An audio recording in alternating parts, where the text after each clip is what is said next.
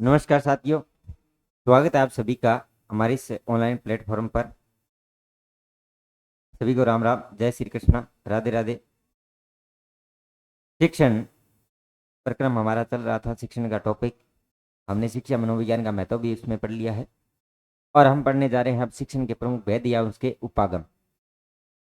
देखिए, शिक्षण के प्रमुख उपागम की जानकारी यदि हम बात करें तो ध्यान दीजिएगा सभी साथी। जब हम शिक्षण के उपागम की बात करते हैं तो तीन प्रमुख उपागम के बारे में हम पढ़ेंगे। कितने उपागमों के बारे में पढ़ेंगे? तीन प्रमुख उपागमों के बारे में हम पढ़ने जा रहे हैं। तो तीन प्रमुख उपागम ध्यान करना, ये आपके इस टॉपिक का इम्पोर्टेंट पार्ट रहेगा। यानी कि जो शिक्षण के मुख्य भेद कितने हैं, उसके मुख्य उपागम कितने हैं।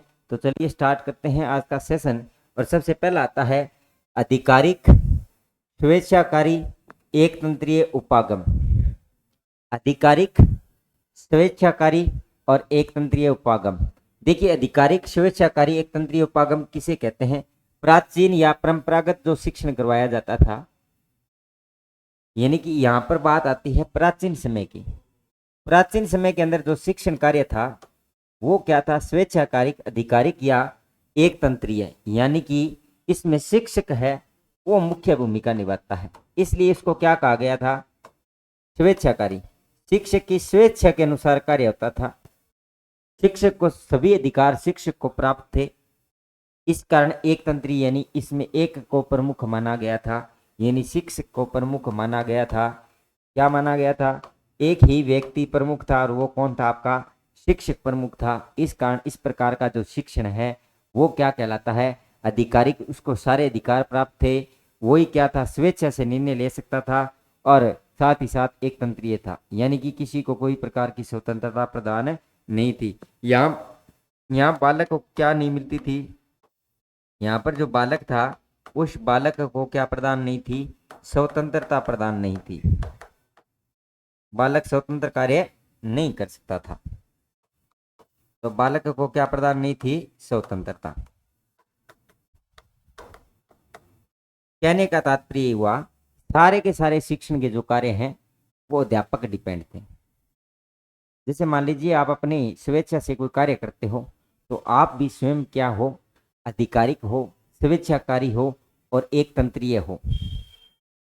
उसमें आपका ही योगदान रहेगा। आप अपने अनुसार जो कार्य करते हो, तो उसी प्रकार से जो शिक्षण का कार्य जो शिक्षक कराता था उसको संपूर्ण अधिकार दिए जाते थे। किस विधियों को पढ़ाना है, किस प्रकरण को पढ़ाना है, किस प्रकार से पढ़ाना है, वो सारे की सारी चीजें किस पे डिपेंड करती थी? एक शिक्षक पे। देखिए, ये जो प्राचीन या परंपरागत जो शिक्षण था ये शिक्षक केंद्रित था। किसके अधीन था? शिक्षक के अधीन था। कि सारे के सारे कार्य कौन करेगा? आपका शिक्षक द्वारा संपन्न करवाया जाएगा। देखिए, अध्यापक द्वारा दिए गए ज्ञान को छात्रों द्वारा बिना तर्क वितर्क के अपनी स्मृति में समाहित करना, ये ध्यान करना। जो ये शिक्षक जो शिक्षक ज्ञान देता है, यानी जो शिक्षा दे रहा है, उस शिक्षा में आप क्या नहीं कर सकते? तर्क और वितर्क नहीं कर सकते। तर्क और वितर्क नहीं कर सकते। तर्क का मतलब है किसी प्रकार की किसी विषय वस्तु को पूछना। जैसे मान लीजिए प्रश्न पूछने की बात आती है। मान लीजिए प्रश्न पूछना, यदि आप कक्षा के अंदर अध्यापक से क्या नहीं पूछ सकते थे? कोई प्रश्न नहीं पूछ सकते थे। जो विषय वस्तु पढ़ाई जा रही है उस पर आप तर्क और वितर्क नहीं कर सकते थे। यानी विचारा भाव, यानी आपस में विचार नहीं रख सकते थे। अपने जो विचार हैं वो विचार है वो बालक नहीं रख सकता था। कि कोई विषय जैसे पढ़ाया जा रहा है, मान लीजिए एक अध्यापक है, आपको विज्ञान का कोई प्रकरण पढ़ा रहा है, हिंदी का कोई कहानी का प्रकरण पढ़ा रहा है, मैथ में कोई सरल ब्याज का प्रकरण पढ़ा रहा है। तो जो वो पढ़ा रहा है उसने बता दिया कि ब्याज ये है, ब्याज का ये फॉर्मूला रखना है, इस प्रकार से रखना है। तो हम उसमें प्रश्न नहीं उठा सकते थे कि सर इसको इस प्रकार से पढ़ा जाए तो इजी हो जाए। जिससे हम शॉर्ट ट्रिक की बात करते हैं कि सर इसको साधारण तरीके से ऐसे हल कर सकते हैं, इस प्रकार से हल कर सकते हैं। तो उस प्रकार के विचार विमर्श आप अपने नहीं रख सकते थे। यानी कि शिक्षा के अंदर तर्क वितर्क नहीं कर सकते थे। तर्क वितर्क की जब बात आती है तो वहां आप तर्क वितर्क नहीं कर सकते थे। और जो ये ज्ञान था उसको आप अपनी स्मृति में सीधा ही क्या करोगे? ग्रहण करोगे। यानी कि आप अपनी मेमोरी में उस ज्ञान को क्या कर लेते हो, ग्रहण कर लेते हो बिना किसी तर्क वितर्क के। क्योंकि ज्ञान का संग्रहण कहाँ होता है, हमारी स्मृति के अंदर होता है।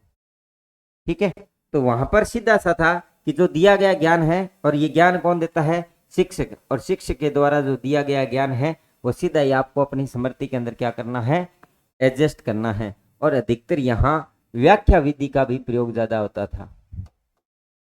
व्याख्यान जो विधि थी आपकी, व्याख्यान विधियों का सबसे ज्यादा प्रयोग किया जाता था। इसके अलावा प्रयोग प्रदर्शन भी था। क्या है, प्रयोग प्रदर्शन का भी प्रयोग होता था। सबसे ज्यादा व्याख्यान विधि और आपकी भाषण जो विधि है, हम कह सकते हैं भाषण और व्याख्यान विधि का सबसे ज्यादा उपयोग किया जाता था। तो यही प्रक्रम था जिसके कारण इसको आधिकारिक, स्वेच्छाकारी और एक तंत्रीय उपागम कहा जाता है। इसके अंदर अध्यापक द्वारा दिए गए ज्ञान को छात्रों द्वारा बिना तर्क वितर्क के अपनी स्मृति में क्या करना होता था, संग्रहित करना होता था, यानी ज्ञान को ग्रहण करना होता था। तो यहाँ पर बालकों का केवल और केवल क्या होता था, इस प्रक्रम की यदि हम बात करें तो यहाँ पर बालकों का क्या होता था, केवल और केवल क्या होता है, मानसिक विकास होता था। क्या होता था, ये प्रश्न भी पूछा जा सकता है कि बच्चों का केवल और केवल क्या होता है, मानसिक विकास होता है। यानी कि मानसिक विकास का मतलब ये हुआ कि यहाँ केवल और केवल एक पक्ष का ही विकास होता है। एक पक्षीय शिक्षण भी कह सकते हैं। केवल मानसिक विकास होता था, उसको ज्ञान ग्रहण करवा दिया जाता था, उसको पढ़ा दिया जाता, एक पुस्तक और विषय वस्तु पढ़ा दी जाती थी, बच्चा उसको रटता था। और दूसरा, इसमें सबसे इंपॉर्टेंट बात ये रहती है, जो स्मृति स्तर था वो रटन पद्धति पर आधारित था। इस पर रटन पद्धति पर आधारित था। बच्चे को दिया गया ज्ञान केवल बच्चे को रटना होता था, उसे याद करना होता था। अब छोटी सी बात, आप अगर स्कूल में आप पहली, दूसरी और 5वीं कक्षा तक पढ़िया, और पढ़ाते समय अपन अध्यापक कहता भी इतनी चीज याद करो भाई, और आप चीजान क्या करता, बार बार रटता भी। वो पाठ में 2 प्रश्न लिखा देता और किताब के पीछे 2 प्रश्न बता दिया, और अध्यापक क्या कहता कि हाँ भाई 2 प्रश्न है, मैं थारू सुनांगा। तो आप बिन क्या करता, बिन सुनने खातर आप बिन बार बार याद करता, स्मृति में ग्रहण कर लेता। यानी याद नहीं आए तो गुरुजी मारेगा, डर तो, और डर गया खातर आप क्या करता, बिन ग्रहण करता। और ग्रहण करने का मतलब आप बार बार बिन रटता ताकि गुरुजी मार न पड़े, डर भैंस्यूं। लेकिन वर्तमान शिक्षा प्रणाली कहती है कि उस बच्चे को आप मार नहीं सकते, किसी प्रकार का भय उत्पन्न नहीं कर सकते। तो हम उसको क्या कर लेते थे, बार बार रट कर याद कर लेते थे, स्मृति ग्रहण कर लेते थे। अध्यापक आकर बता देता था कि ये इस प्रकार प्रश्न को इसे याद करना है, इतना उत्तर याद करना है, उतना ही हम उत्तर याद करते थे।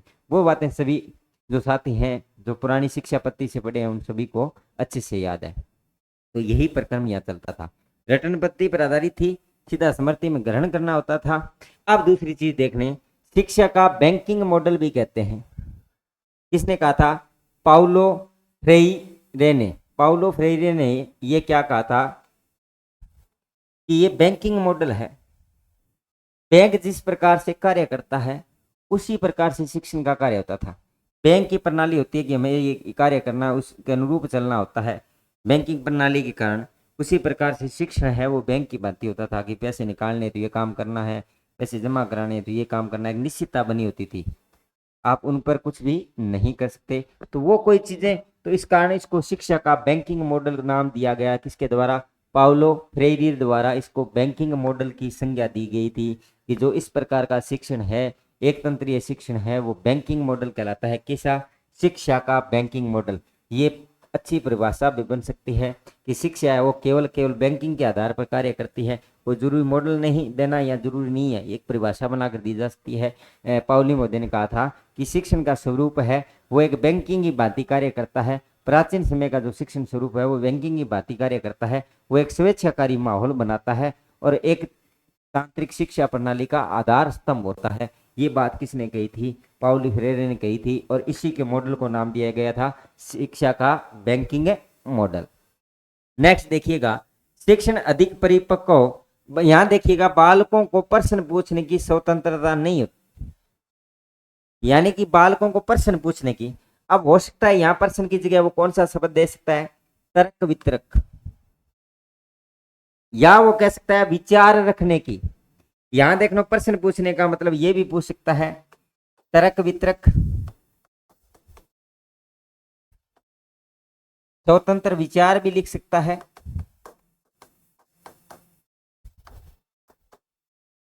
तो क्या उसको स्वतंत्रता किसकी नहीं थी? प्रश्न पूछने की स्वतंत्रता नहीं थी, उसे तर्क वितर्क करने का अधिकार नहीं था, वो अपने स्वतंत्र विचार नहीं रख सकता। कक्षा शिक्षण के दौरान बच्चा क्या करता है? प्रजातांत्रिक एकतांत्रिक शिक्षा प्रणाली की जब हम बात करते हैं तो बच्चा स्वतंत्र रूप से क्या नहीं कर सकता? अपने प्रश्न नहीं पूछ सकता, अपना विचार नहीं रख सकता, अपने भाव विचारों को प्रकट नहीं कर सकता। उसको किसी प्रकार की क्या है? स्वतंत्रता नहीं थी। अब यहाँ एक चीज और आती है, एक परिभाषा आती है कि इस प्रकार के शिक्षण में होता क्या था। ये कहता है कि अधिक अधिक परिपक्व एवं कम परिपक्व व्यक्तित्व। अधिक परिपक्व व्यक्तित्व कौन था? ये अधिक था आपका शिक्षक, और कम परिपक्व कौन था? छात्र। अधिक परिपक्व एवं कम परिपक्व व्यक्तित्व के मध्य की व्यवस्था है, और मध्य व्यवस्था आपकी क्या थी? शिक्षण। यानी कि शिक्षक और शिक्षार्थी के मध्य क्या है? शिक्षण की व्यवस्था है, जिसमें जो शिक्षक है वो अधिक परिपक्व है, यानी वो ज्यादा विकसित है, उसको ज्यादा ज्ञान है, जबकि बच्चा है उसको अभी कोई ज्ञान नहीं है, उसका परिपक्व होना अभी बाकी है, वो कम परिपक्व है। तो अधिक परिपक्व व्यक्ति कम परिपक्व व्यक्ति के मध्य की एक व्यवस्था है। इसमें कम परिपक्व की शिक्षा को अधिक परिपक्व व्यक्ति आगे बढ़ाता है। यानी कि शिक्षा कौन देता है? अधिक परिपक्व व्यक्ति, यानी शिक्षक है वो छात्र की शिक्षा को आगे बढ़ाने का कार्य करता है। ये बात कही थी मॉरिसन ने। तो एकतांत्रिक शिक्षा प्रणाली क्या कहती है कि कम विकसित व्यक्ति अधिक विकसित व्यक्ति से सीखता है, शिक्षा ग्रहण करता है। अधिक विकसित व्यक्ति कम विकसित व्यक्ति को शिक्षा देता है, यानी वही सर्वसरा होता है। तो इस आधार पर हम कह सकते हैं कि वो अधिक परिपक्व व्यक्ति आगे बढ़ाता है, उसकी शिक्षा प्रणाली को, उसके कार्यों को वो क्या करता है? नवीनता प्रदान करता है। यानी उसके ज्ञान में विकास कौन करता है? अधिक परिपक्व व्यक्ति यानी कि शिक्षक करता है। ये बात कौन कहते हैं? मॉरिसन ने कही थी। याद रखना भी, इस परिभाषा को भी अच्छा मॉडल के साथ रखना। एक तो मॉडल का ध्यान रखना है, दूसरी ये मॉरिसन की परिभाषा है, ये भी अच्छी परिभाषा है कि अधिक परिपक्व व्यक्ति द्वारा कम परिपक्व व्यक्ति को शिक्षित किया जाता है, शिक्षा दी जाती है, सिखाया जाता है, शिक्षण कार्य करवाया जाता है। कोई भी लैंग्वेज चेंज करके परिभाषा बनाई जा सकती है, कोई जरूरी नहीं हूबहू ये लिखा हो कि अधिक परिपक्व व्यक्ति कम परिपक्व व्यक्ति को है ना शिक्षा देता है और शिक्षा को क्या करता है? आगे बढ़ाता है। कोई जरूरी नहीं अधिक शिक्षण कार्य करवाता है, हो सकता है किसी प्रकार से परिभाषा को चेंज करके बनाया जा सकता है। लेकिन ध्यान रखना, अधिक और कम, मोर और कम, मोर का मतलब ज्यादा होता है और कम, तो मॉरिसन अधिक परिपक्व व्यक्ति कम परिपक्व व्यक्ति को क्या करता है?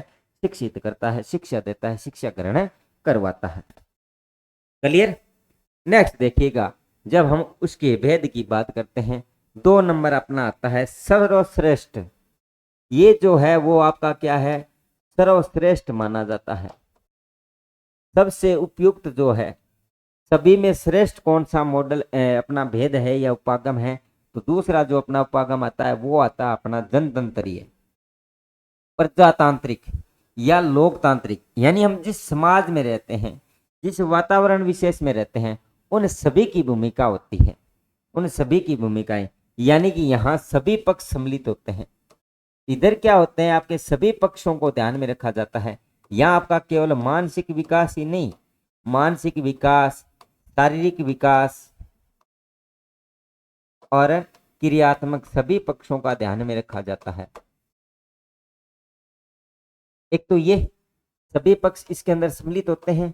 सबसे सर्वश्रेष्ठ उपागम है, देखिएगा इसकी बात करें, वर्तमान समय में सर्वाधिक सर्वश्रेष्ठ। देखो, नीति निर्धारण एवं कार्य विभाजन मनोवैज्ञानिक ढंग से किया जाता है। यानी कि जब हम नीति निर्धारण का मतलब ये हुआ कि जो योजना बनाई जाती है, कार्य योजना, और इन योजना का जो नियोजन किया जाता है, जो नियोजन किया जाता है उसके लिए क्या बनाई जाती है? नीतियां बनाई जाती हैं। वो नीति किसके आधार पर होती है? ये प्रश्न पूछा जाता है। नीति किसके आधार पर बनाई जाएगी? मनोवैज्ञानिकता के आधार पर, यानी कि व्यवहारिकता। मनोविज्ञान क्या कहता है? व्यवहारिक ज्ञान होना चाहिए, व्यवहारिकता के आधार पर बनाई जाएगी। क्लियर? तीसरी चीज कहता है आधुनिक शिक्षण, बालकों को प्रश्न पूछने की स्वतंत्रता होती है। जो ये शिक्षण है इसमें बालक क्या होता है? स्वतंत्र होता है। बालक क्या होता है, स्वतंत्र होता है और वो स्वतंत्र विचार रख सकता है। बालक यहाँ क्या है, बालक स्वतंत्र है। यानी कि ये जो शिक्षा है वो बाल केंद्रित भी कह सकते हैं। आधुनिक जो शिक्षण है वो किसके माध्यम से होता है, बालक को प्रश्न पूछने की स्वतंत्रता होती है, बालकों के सर्वांगीण विकास पर बल दिया जाता है, यानी सभी पक्षों पर इसका क्या होता है, बल दिया जाता है कि बच्चे के सभी विकास हो। बाल केंद्रित शिक्षण भी कहा जाता है, बाल केंद्रित उपागम भी कह सकते हैं, इसको बाल केंद्रित उपागम भी कह सकते हैं। यानी कि बालक को स्वतंत्रता होती है, वो अपना क्या कर सकता है, यहाँ वो तर्क वितर्क कर सकता है, विचार रख सकता है, अपने विचार प्रस्तुत कर सकता है, विचार प्रस्तुत कर सकता है, वो अपने मनोभाव को व्यक्त कर सकता है, मनोभाव को क्या कर सकता है, व्यक्त कर सकता है। उसके मन के अंदर जो शंका है उसका समाधान यदि उसको चाहिए तो वो क्या कर सकता है, उसके अंदर अपना प्रश्न कर सकता है। कक्षा शिक्षण के दौरान वो शिक्षक से बातचीत कर सकता है और उस पर कोई विषय विचार है जो चल रहा है वहां आपको प्रश्न पूछने की क्या होती है, स्वतंत्रता होती है। तो बालक स्वतंत्रता का मतलब है यहाँ बाल केंद्रित शिक्षण की बात चल रही है। प्रजातांत्रिक शिक्षण होता है वो बाल केंद्रित शिक्षण कहलाता है। नेक्स्ट बात देखिए, यहाँ शिक्षक और छात्र दोनों ही सक्रिय भूमिका निभाते हैं। यदि एक तंत्र की बात करें तो वहां शिक्षक सर्वोपरि था, लेकिन यहाँ दोनों की मुख्य भूमिका होती है क्योंकि दोनों ही आपस में विचार विमर्श तर्क वितर्क कर सकते हैं। तो प्रजातांत्रिक के अंदर क्या है, शिक्षक और शिक्षार्थी दोनों की सक्रिय भूमिका होती है। और यहाँ से देखना, शिक्षण से तात्पर्य उस व्यक्तिगत पारंपरिक प्रभाव से है जो किसी दूसरे दूसरे दूसरे व्यक्ति की क्षमताओं में परिवर्तन लाता है। गेज गेज क्या कहता है, मापना। और यहाँ क्या करता है, एक शिक्षक क्या करता है, एक शिक्षक है वो क्या करता है, शिक्षार्थी की क्षमताओं का मापन, शिक्षार्थी की क्षमताओं का क्या करता है, इसकी जो क्षमताएं हैं उसकी योग्यता है, उसकी जो योग्यता है उसका मापन करता है। उसके अंदर जो योग्यता है, उसके अंदर जो क्षमता है उनका मापन करता है और उसमें परिवर्तन करता है कि एक बच्चे को इस प्रकार का शिक्षण कराया जाता है कि आप ये सीख सकते हो, उसको मोटिवेट करता है, उसको पुनर्बलित करता है। तो क्या करता है, दोनों की भूमिकाएं सक्रिय हो जाती हैं। जो भी शिक्षण सामग्रियां उपयोग में ली जाती है वो दोनों के लिए उपयुक्त होती है। इस प्रकार का प्रभाव डाला जाता है, एक मापन किया जाता है जिसको हम कहते हैं गेज। किसी भी चीज को मापने के लिए जब हम किसका उपयोग करते हैं, गेज। और यहाँ क्षमताओं का क्या किया जाता है, मापन।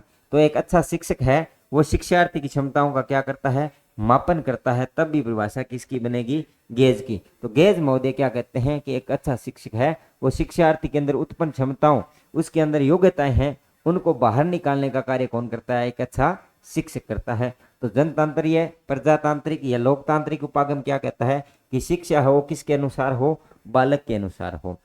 शिक्षक इसके अंदर क्या करेगा, देखिए इसके अंदर शिक्षक की भूमिका कहें तो पथ प्रदर्शक की,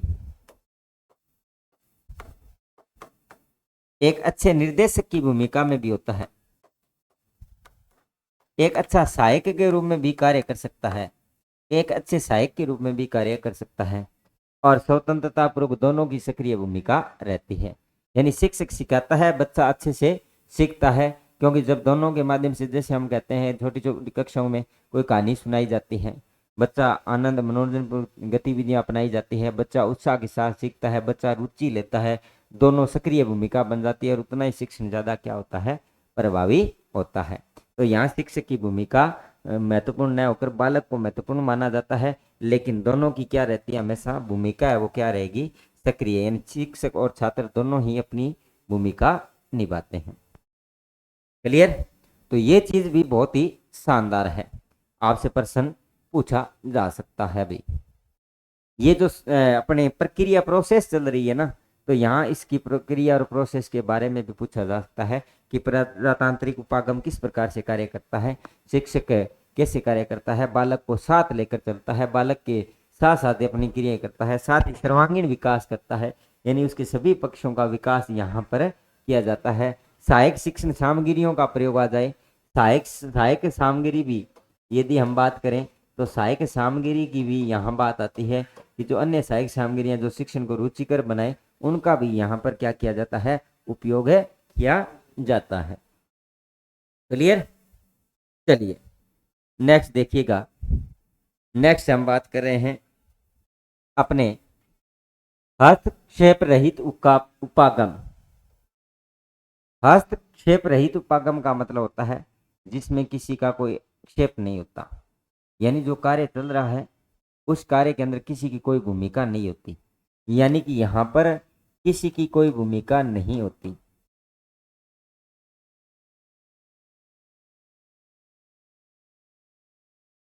किसी की कोई भूमिका नहीं।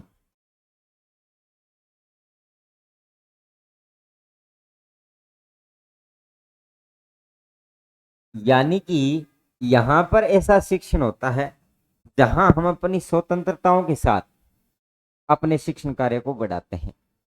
यहाँ पर कोई माध्यम है वो अलग ही होता है। यहाँ जो माध्यम है वो माध्यम, जैसे हम कहते हैं कि विद्यालय नहीं होता, यहाँ का जो माध्यम है वो विद्यालय नहीं होता। यहाँ का जो माध्यम है वो आपका वातावरण भी नहीं होता।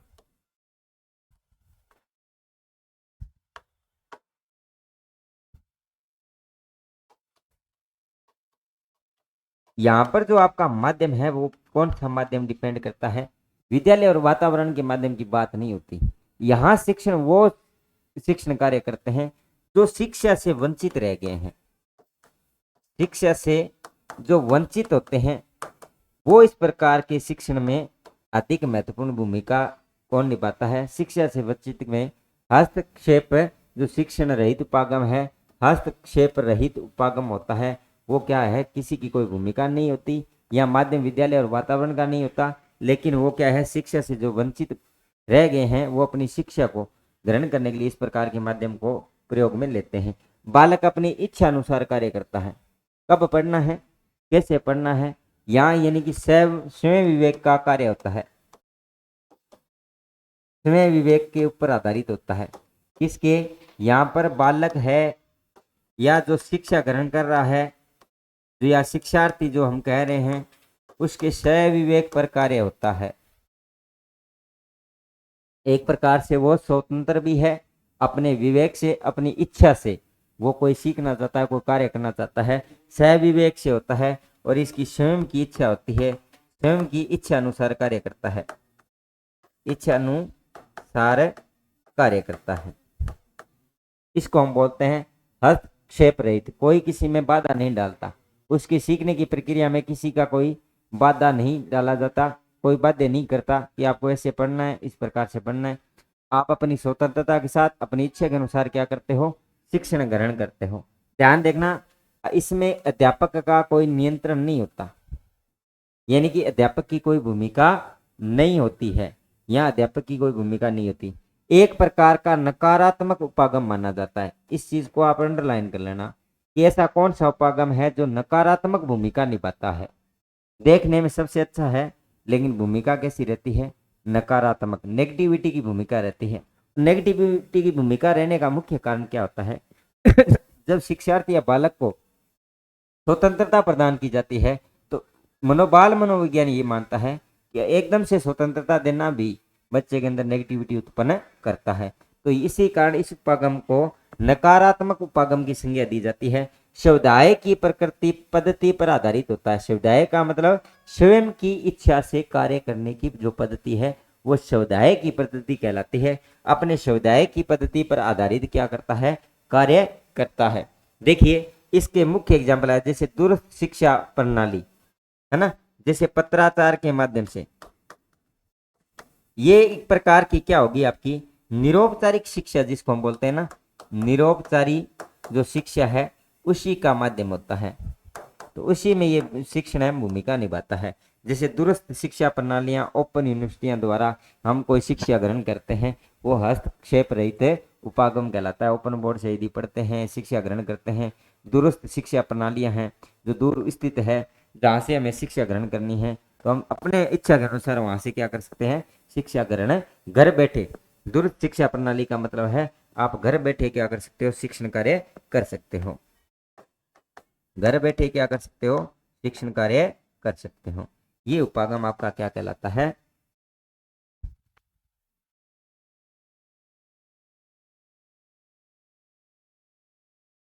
ठीक है। तो हस्तक्षेप रहित उपागम हो गया, अपनी इच्छा के अनुसार कार्य करता है, अध्यापक का इस पर कोई नियंत्रण नहीं होता, एक नकारात्मक उपागम है।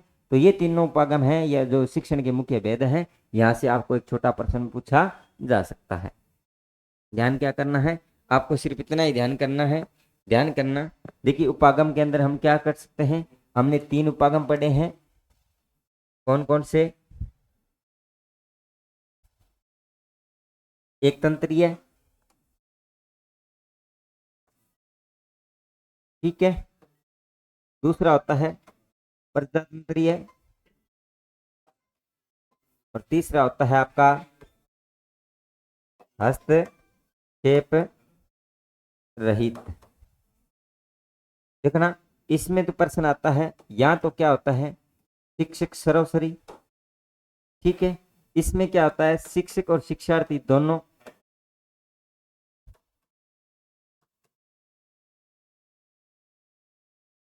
की भूमिकाएं होती है। और यहाँ पर होता है स्वाध्याय, स्वाध्याय की प्रकृति का निर्माण होता है।